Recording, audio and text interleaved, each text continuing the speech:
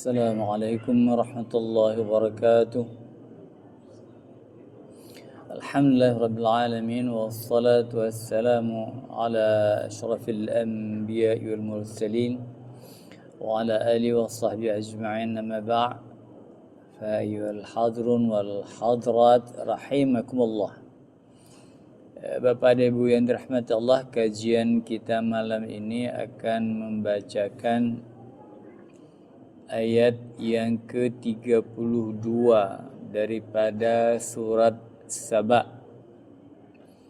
Di ayat 31-nya, di ujungnya ada ujung ayat 21. A'udzu billahi minasyaitonir rajim.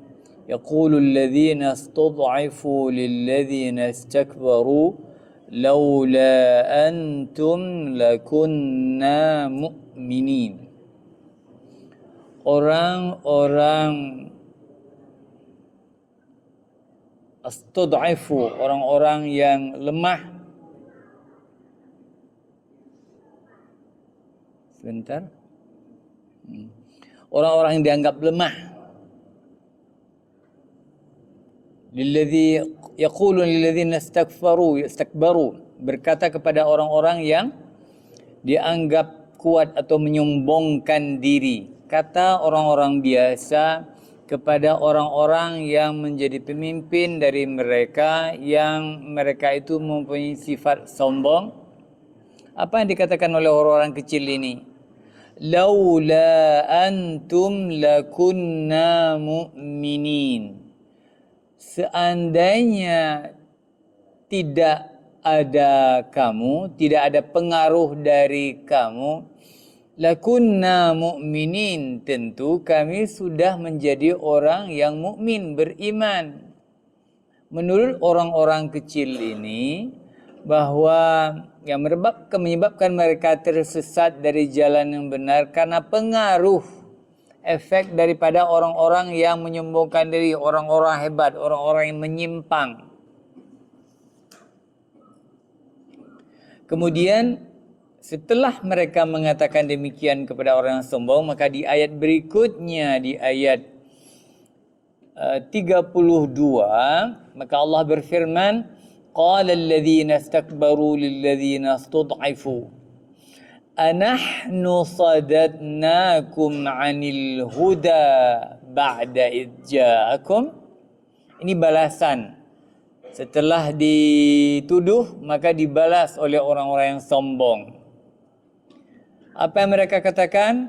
Mereka katakan kepada orang-orang yang lemah, anahnu sadadnakum 'anil huda.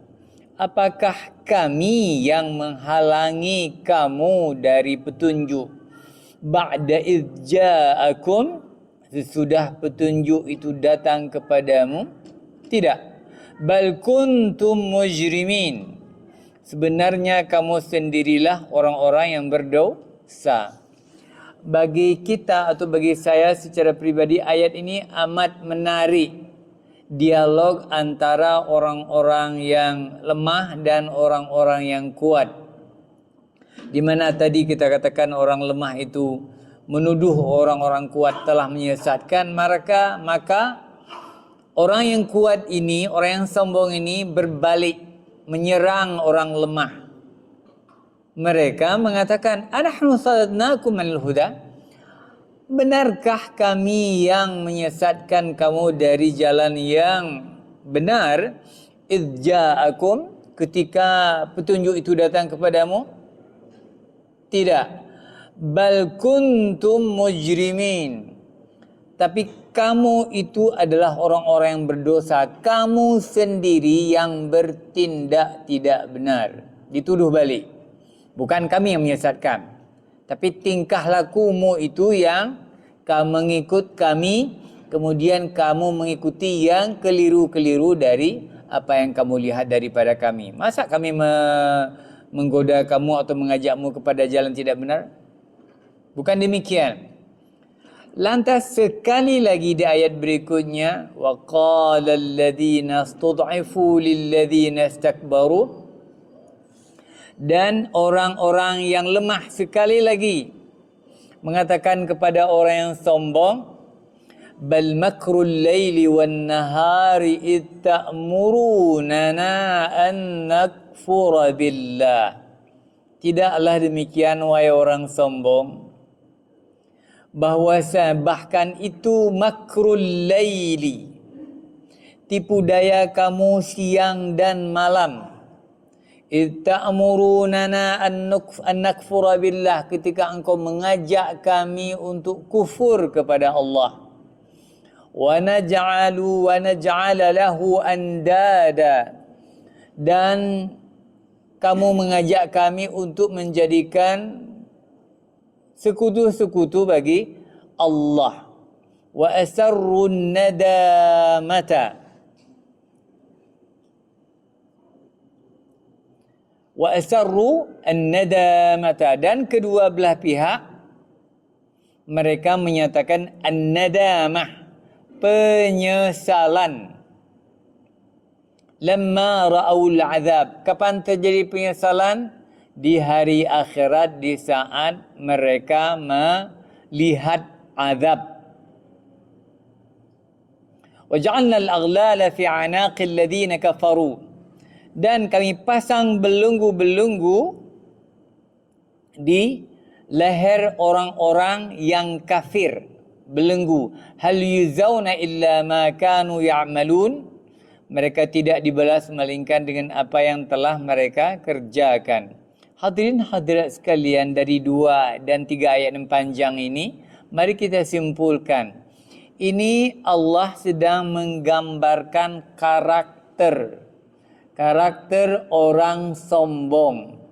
Orang sombong itu dikatakan sesuatu kepadanya, dia akan berkilah, dia akan berkelit, bahwa mereka tidak akan menerima apapun tuduhan yang mereka lakukan.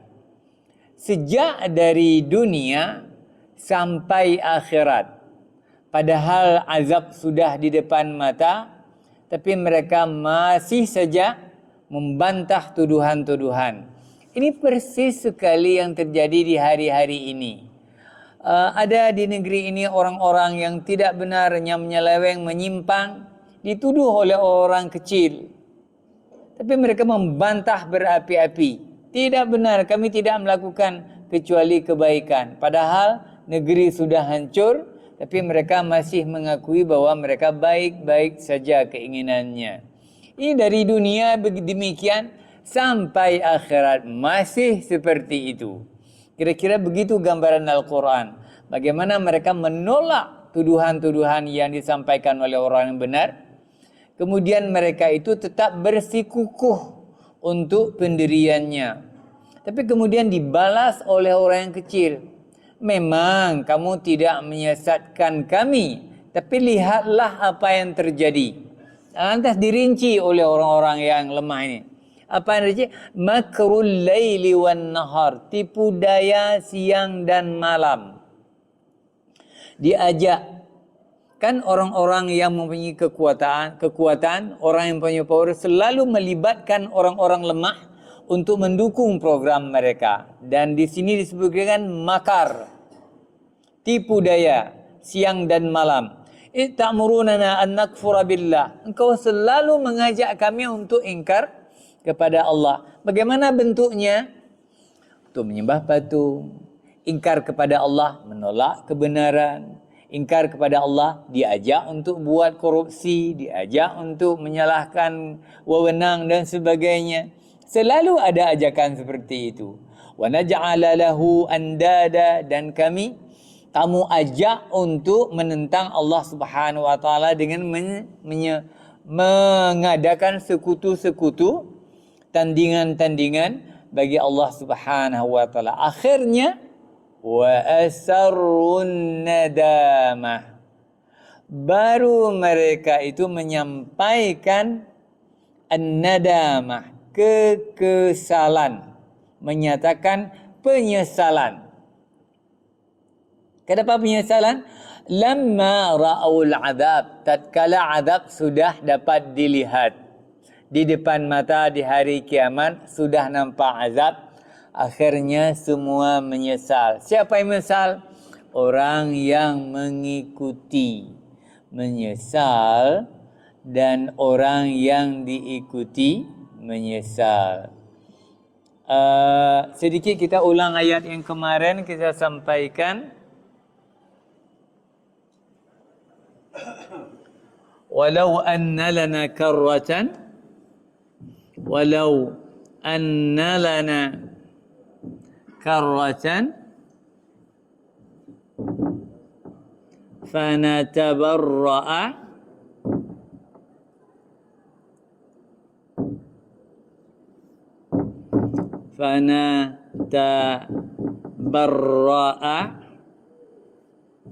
minhum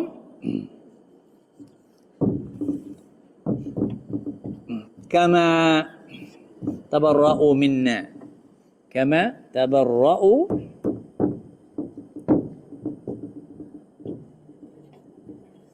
minna. Apa yang terjadi penyesalan? Penyesalan orang yang mengikut orang yang sesat, orang yang sombong, orang yang menyimpang. Ada menyesal? Ada penyesalan. Apa ucapan dalam Al-Quran? Walau anna lana, ketinggalan lana di sini. Walau anna lana karratan, seandainya kami punya peluang, wahai Allah, untuk balik ke dunia, fanatabarra'a minhum, tentu kami akan memutus hubungan, berlepas diri dengan orang-orang yang sesat itu. Tapi ini kan di hari akhirat, masa minta balik ke dunia untuk memutuskan hubungan dengan orang-orang yang kita ikuti? Ini aneh. Kama tabarra'u minna, tabarra'u minna, sebagaimana mereka telah melepaskan diri dari kami. Tapi berbeda dengan teori yang diamalkan oleh orang, masyarakat biasa. Apa teorinya? Mereka mendekat dengan orang-orang walaupun diduga ada kecurangan. Katanya nanti bahawa pemimpin mereka akan membebaskan mereka, menolong mereka. Kan begitu konsepnya. Mendekat kepada seseorang yang dianggap akan masuk syurga, dekat dengan Allah Subhanahu wa taala, supaya nanti ditolong waktu hari kiamat. Mereka kejar sampai ke kubur, sudah mati masih dikejar ke kubur, minta untuk diberi pertolongan nanti di hari kiamat. Akan tetapi Al-Quran mengatakan semua orang akan ittabarra'a alladhina tubi'u min alladhina taba'u. Lihatlah nanti ketika orang-orang yang kita ikuti itu melepaskan diri dari kita. Siapa ikut? Pemerintah yang zalim akan berlepas diri. Siapa kita ikuti? Ulama yang zalim, ustaz yang zalim, kata kalau ada, maka akan berlepas diri. Sekarang di dunia, ya. Di dunia apa yang kita dengar? Saya pernah mendengar begini. Nepubu aju lagenyo kan je lung tanggung. Saya ingat sekali kalimat itu. Lagi lung pegah nepubu aju je lung tanggung. Kaja gitanyo kok nyan tanggung, mai kok nyan drog tho tanggung. Enggak ada yang menanggung ini. Ini kan bertolak belakang dengan ayat Al-Quran. Bukan. Enggak ada yang menanggung. Masa kita mau menanggung orang? Itu kan hanya persis kata Al-Quran, itu sombong. Berkata orang-orang yang sombong seperti itu. Ini Al-Quran jelas sekali, karena apa yang diucapkan oleh Al-Quran, Allah ungkapkan dalam Al-Quran itu adalah apa yang real terjadi dalam kehidupan sehari-hari. Ada begitu orang sombong. Mereka, apalagi Masya Allah, saya harus juga sampaikan sedikit, ada di media sekarang bahwa ada rencana mungkin MPU mungkin nanti akan menyeragamkan agama di Aceh. Tidak boleh di Aceh ini kecuali Ahlus Sunnah wal Jamaah. Yang lain tidak boleh. Ahlussunnah wal Jamaah itu dalam quote under quote, dalam tanda petik. Ahlussunnah wal Jamaah tanda petik. Ahlussunnah wal Jamaah dengan segala atribut. Ahlussunnah wal Jamaah versi Indonesia dan Aceh itu, Ahlussunnah yang pertama merujuk kepada Abu Hasan al-Asy'ari dan Maturidi, kemudian tambah lagi atribut muatan lokal, pekatan. Perkataan kata itu semua dilabelkan Ahlussunnah wal Jamaah. Ciri-ciri Ahlussunnah wal Jamaah ada perkataan-perkataan itu. Ada atribut-atribut itu. Ini kalau diterapkan habislah semua ajaran-ajaran Rasulullah sallallahu alaihi wasallam diserang oleh atribut-atribut yang tidak jelas. Makanya ini ayat, udah 3 ayat yang kita baca adalah semacam pertarungan antara orang sesat dan orang benar. Bahkan orang yang di awalnya orang-orang kecil sudah benar, tapi karena diajar oleh orang-orang besar, buat seperti ini, buat seperti ini. Apalagi kelompok agama, begini engkau buat, begini engkau buat, begini engkau buat. Tetapi waktu di akhirat sudah tidak ada, sudah, kalau bahasa Acehnya lah home high. Bagaimana ini sudah salah ya, home high nak baik. Kemudian setelah terjadi persoalan, wa ja'alnal aghlala fi 'anaqil ladzina kafaru, dan kami pasang belenggu di leher orang-orang kafir. Bapak dan Ibu sekalian, orang dalam neraka dipasang belenggu. Kalau kita pikir apalagi belenggu, sudah neraka azab yang terberat, tidak bisa keluar, tidak ada yang menolong, dipasang lagi belenggu, rantai, diikat lagi. Kenapa? Pertanda bahwa ini bukan main, bukan sedikit-sedikit, bukan tanggung. Ini memang betul-betul azab. Di neraka diikat. Supaya mereka merasakan azabnya. Seperti kalimat surat pendek, fi amadim mumaddadah, alaihim narun muqsadah. Sedikit model siksaan neraka. Innaha alaihim, ya. Yang mana ayat haji? Apa keliru? Coba kalau keliru. Muqsadah, ya. Api neraka itu ditutup rapat bagi seseorang, seakan dia dalam kotak, fi amadin, kemudian ditancapkan pada tiang-tiang, amadim mumaddadah, bentuk penyiksaan yang Allah gambarkan harus kita sampaikan bahawa neraka itu siksaannya tadi dibelenggu. Di ayat yang lain, alaihim muqsadah, bahwasanya dia itu ditutup rapat dalam kamar yang kecil atau dalam peti yang kecil. Kemudian di mana? Fi amadim mumaddadah, digantungkan pada tiang-tiang yang ada dalam neraka, tiang-tiang. Orang di dalam kotak, kemudian digantungkan, kemudian seperti direbus di api neraka, enggak bisa keluar, terbelenggu lagi. Ini artinya bahwa Al-Quran telah menyampaikan azab neraka itu sedahsyat-dahsyatnya. Untuk apa? Supaya orang merasa takut. Pertanyaannya, adakah orang kemudian banyak yang merasa takut dengan gambaran itu? Mudah-mudahan tidak banyak. Mudah-mudahan tidak banyak takut kepada neraka. Hal yuzawna illa ma kanu ya'malun. Mereka tidak dibalas melainkan dengan apa yang telah mereka kerjakan. Kenapa balasan demikian? Ada karena perbuatan tingkah laku mereka, bukan hanya mereka yang sesat, tapi disesatkan orang lain. Inilah bahayanya. Sesat dan menyesatkan. Atau dia punya dosa, kemudian dosa dia ada dosa, kalau fahala jariyah. Mungkin ini kalau dosa jariyah. Dosa yang mengalir sampai hari kiamat. Siapa yang mengajarkan suatu amalan dosa kepada orang lain, apakah itu syirik, apakah itu bid'ah, apakah itu lainnya yang sesat, kemudian diajarkan orang lain akan disambung-sambung sampai hari kiamat. Maka banyak sekali sehingga dosanya bertambah-tambah.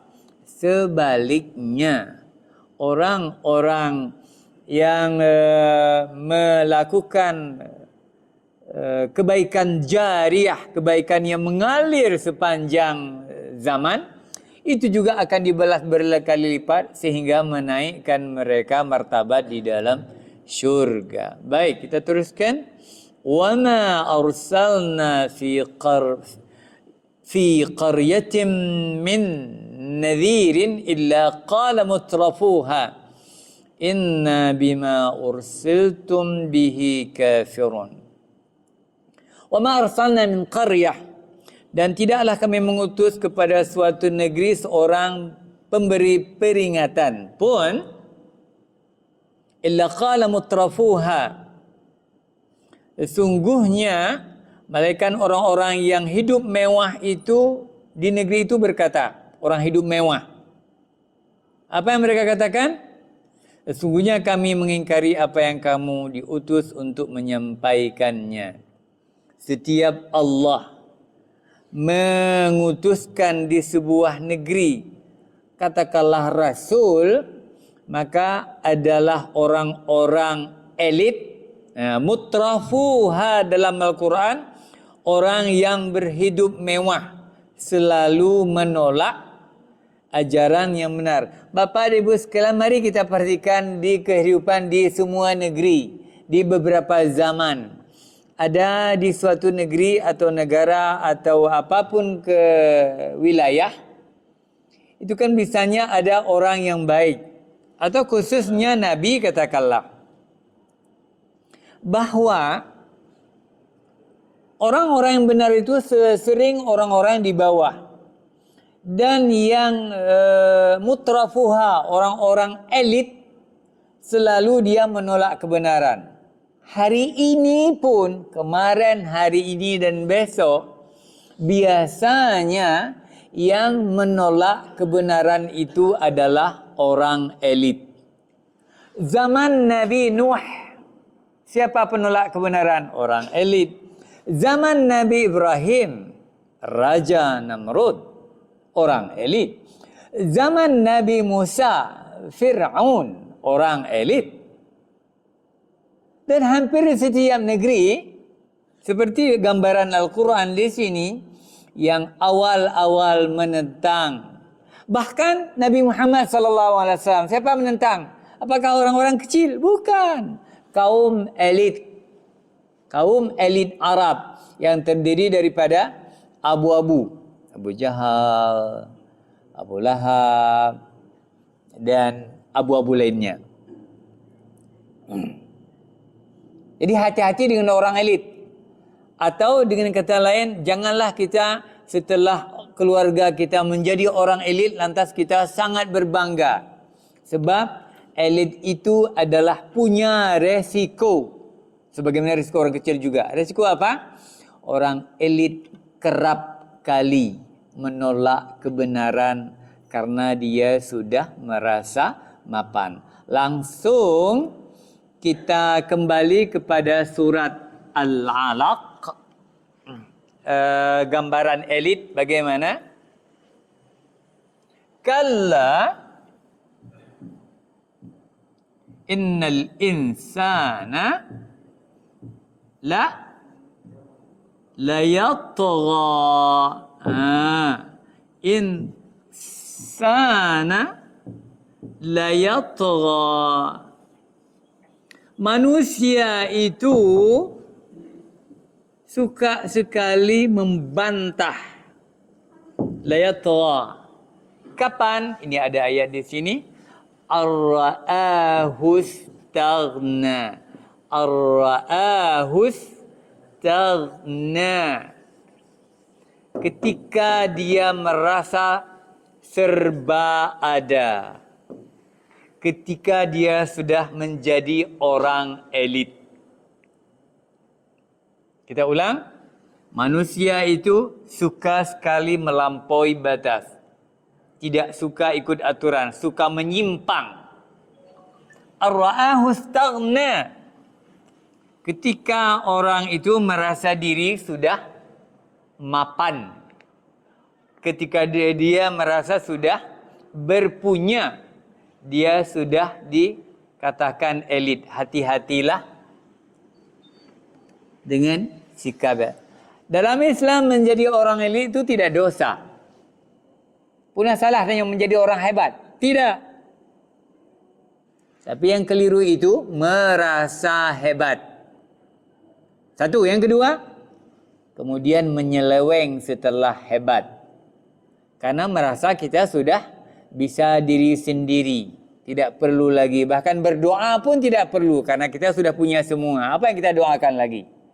Orang di bawah, ya doa ini, minta ini. Karena tidak ada. Orang ini mungkin tidak berdoa lagi, sudah ada. Sampai pesawat pun sudah ada. Apalagi tabungan pun belum banyak. Nah, hanya beberapa hati baru. Baik. Jadi di sini Allah gambarkan bagaimana posisi mayoritas kaum elit. Ada sedikit yang saya tanyakan kemarin. Orang-orang elit kita. Misalnya di masjid ini dikumpulkan semua elit Indonesia. Mudahkah kita menarik salah seorang mereka untuk jadi imam salat? Ana tu sau. Tacok Menteri Keuangan sang hanjut. Tacok Sekretaris Kabinet sang hanjut. Menteri Pertahanan yang bisa hanjut ke imam. Menteri no hanjut. So je di mana-mana. Tayu buat presiden pergi berjarah. Artinya memang kaum elit ini kayaknya, saya tidak pasti ya, kayaknya memang lemah-lemah agamanya. Maunya kalau kaum elit zaman dulu, mereka lah yang kuat-kuat. Di zaman elit, di zaman Rasulullah, setelah Rasulullah menguasai Makkah dan Madinah, mereka lah yang kemana-mana. Kaum elitnya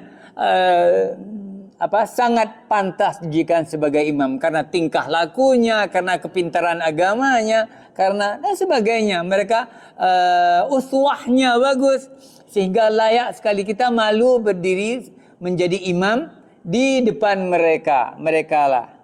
Tapi kemenangan pun Cina bantu urung-urung tanya urung elitnya tanah yudang imam tu kayak masang-masang lu ambek kayu untuk yang mupalo kan. Iku macam-macam tu. Qul ya ayyuhal kafirun mengulang-ulang di nan hanglah-hanglah sebagainya. Dan ternyata orang-orang kita waktu dites Al-Quran tidak ada seorang pun yang bebas. Kita ada yuqimum baca Al-Quran, tidak ada seorang pun yang bebas daripada cacat Quran namanya. Belum lagi yang lain. Ini bukan untuk membidik orang, akan tapi untuk menjadi pelajaran bahwa menjadi elit itu tidak mengapa, asal kita itu adalah orang yang melakukan kewajiban agama dengan secukupnya ilmu agama. Yang sepantasnya, jangan ilmu lain sudah top sekali, ilmu agama lemah. Baik. Wa qalu nahnu aktsaru amwalan wa walada wa aulada wa ma nahnu bimu'adzabin. Dan mereka berkata, kami lebih banyak mempunyai harta dan anak-anak daripada kamu. Dan kami sekali-kali tidak akan diazab. Banyak harta dan banyak anak, kemudian tidak diazab. Bagaimana kita memahaminya supaya mudah? Ayo kita pahami apa yang dirasakan oleh Qarun. Apa perasaan Qarun menjadi orang kaya di zaman Fir'aun itu? Nabi Musa, dia merasakan bahwa Allah memberikan kekayaan yang luar biasa pasti karena Allah sayang kepadanya. Buktinya orang yang tidak disayangi tidak diberi apa-apa. Karena manusia kan begitu. Yang katanya sayang litera orang ke bipeng bela. Jadi Qarun mengira bahwa dia itu diberikan oleh Allah banyak, bahwa Allah sayang untuk dia. Makanya di sini Allah katakan, mereka mengatakan wa ma nahnu bimu'azzabin. Kami tidak akan diazab, nanti kami disayangi. Tetapi itu keliru. Karena dalam kajian tauhid kita ada istilahnya orang-orang yang sudah masuk perangkap istidraj. Allah lepaskan terus, Allah tidak hambat-hambat lagi. Mau apa dia? Mau membunuh orang sebanyak, silakan. Mau korupsi berapa ribu T lagi, silahkan. Karena memang boleh pilih di dunia ini. Seperti dalam awal Al-Quran dikatakan, wa may yurid thawabad dunya nu'tihi minha. Barang siapa yang menginginkan balasan di dunia dengan harta dan kemewahan yang banyak, nu'tihi minha, kami berikan. Tapi wa may yurid thawabal akhirah, barang siapa yang menginginkan balasan di akhirat, kami juga nu'tihi minha, akan kami berikan juga daripada kesenangan akhirat. Mau apa sekarang? Mau senang di dunia seenak-enaknya, enggak usah peduli akhirat? Allah berikan. Oh, saya ambil dua-dua, itu yang bagus. Di dunia sedikit, di akhirat lebih banyak. Sehingga ada doa, atina rabbana atina fid dunya hasanah. Di dunia baik. Baik. Apa baik di dunia? Ada harta, sehat badan, kuat agama, rajin beribadah, itu baik. Wa fil akhirati hasanah. Lebih-lebih di akhirat kita perlu menjadi orang baik. Orang baik di hasanah di akhirat itu tidak lain adalah kita masuk ke dalam syurga yang kita nantikan. Jadi kita itu punya perasaan apa? Perasaan kita adalah sangat takut kepada neraka dan sangat ingin masuk syurga. Yang tidak boleh bagaimana? Yang tidak boleh, enggak ada harapan. Tiba ada nur akhirat, hoi lo mereka banjir. Tiba mereka banjir. Enggak dipentingkan sekali ya kalau masuk syurga. Apa boleh ya? Alhamdulillah. Kalau tidak masuk syurga pun enggak apa-apa. Bagaimana kita buat? Memang. Nah ini orang punya cara waganya masalah akhirat. Tiba akhirat home, nya home nak tunggu. Memang enggak kita mau syurga. Jadi hana ada mau hana masalah. Jadi persoalan seperti kayak di dunia saja. Bukan demikian, kita itu harus sangat benci masuk neraka. Dan bagaimana kita usahakan supaya masuk syurga. Malah Allah mengatakan, bukan diri kamu saja, qu anfusakum wa ahlikum, keluarga juga diusahakan. Jadi di rumah kita harus sedikit mengajak orang-orang ayo ke jalan masuk syurga. Baik, saya turunkan satu ayat lagi. Oh, di sini sedikit. Nahnu aktsaru amwalan wa aulada. Banyak harta. Apa yang diagungkan? Banyak harta. Kemudian banyak anak. Apa hubungan banyak harta dengan anak? Karena ada harta banyak, tidak ada anak, susah. Ombang katuha, di saat kita tua, anak tidak ada, harta banyak sekali, udah mulai susah. Gimana ini? Capek dicari sendiri, kemudian milik orang. Jadi kita berusaha supaya tidak jatuh ke orang. Jadi malapetaka, seakan-akan malapetaka. Tapi kalau ada anak, aman. Semua harta nanti ada diwarisi oleh anak. Makanya Allah sebutkan di sini apa? Amwalan wa auladan, dibanggakan harta dan anak. Si anak sebagai penerus warisan harta. Wa ma nahnu bimu'adzabin. Kita teruskan, qul inna rabbi yabsutur rizqa liman yasha'u wa yaqdir. Katakanlah, Sesungguhnya Tuhanku melapangkan rezeki bagi siapa saja yang dikehendakinya dan menyempitkan bagi yang dikehendaki. Masalah rezeki Allah yang atur. Kalau memang kepada Qarun diberikan harta banyak, Allah yang atur demikian. Untuk menguji Qarun dan menampakkan contoh bagi orang lain. Bagi siapa? Dan Allah wa yaqdiru. Dan Allah juga ada yang disempitkan rezeki kepada seseorang. Walakinna aktsaran nasi la ya'lamun. Tapi banyak orang tidak tahu. Tidak tahu apanya?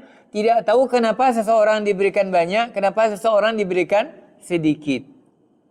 Ini harus pandai mengambil hikmah.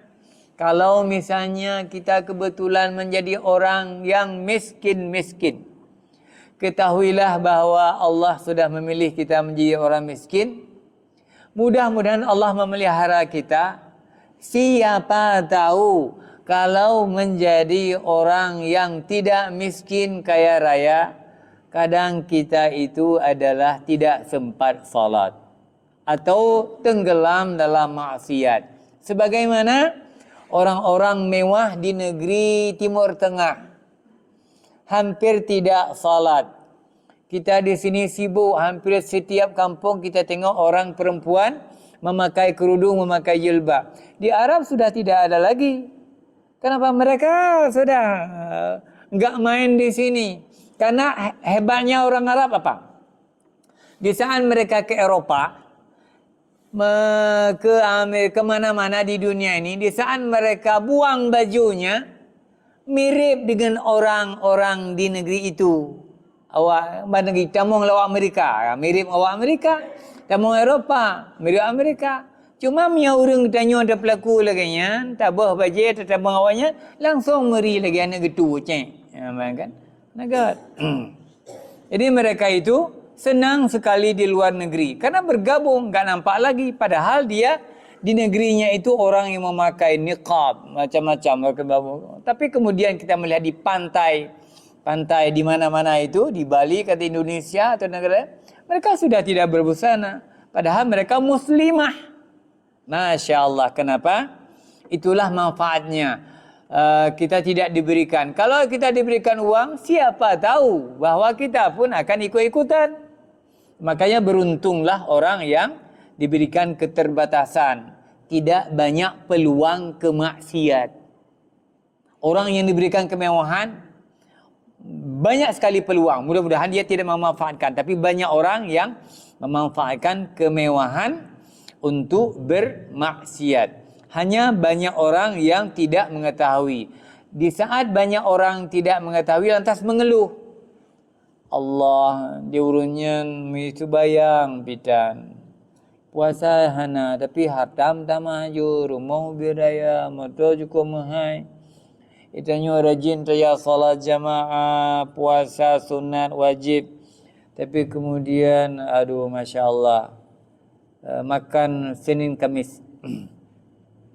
Melarat katanya.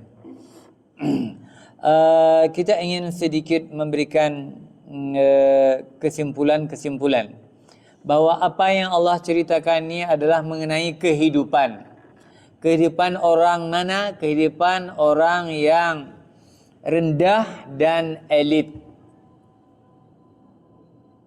Orang rendah itu sering menjadi bulan-bulanan, sering menjadi permainan orang elit. Seperti orang-orang di negeri ini dipermainkan waktu suara orang lemah diambil, dipergunakan oleh orang elit untuk ini dan itu mereka. Kemudian setelah mereka menjadi orang yang elit, dengan suara rakyat, mereka tidak peduli kepada rakyat, malah tertawa, goyang-goyang dan sebagainya. Akhirnya, Masya Allah.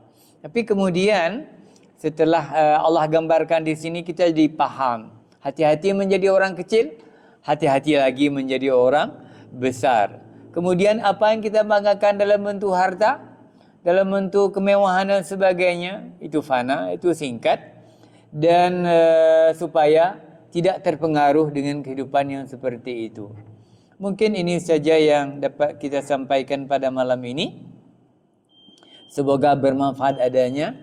Subhanakallahumma bihamdik asyhadu an la ilaha illa anta astaghfiruka wa atubu ilaik. Assalamualaikum warahmatullahi wabarakatuh.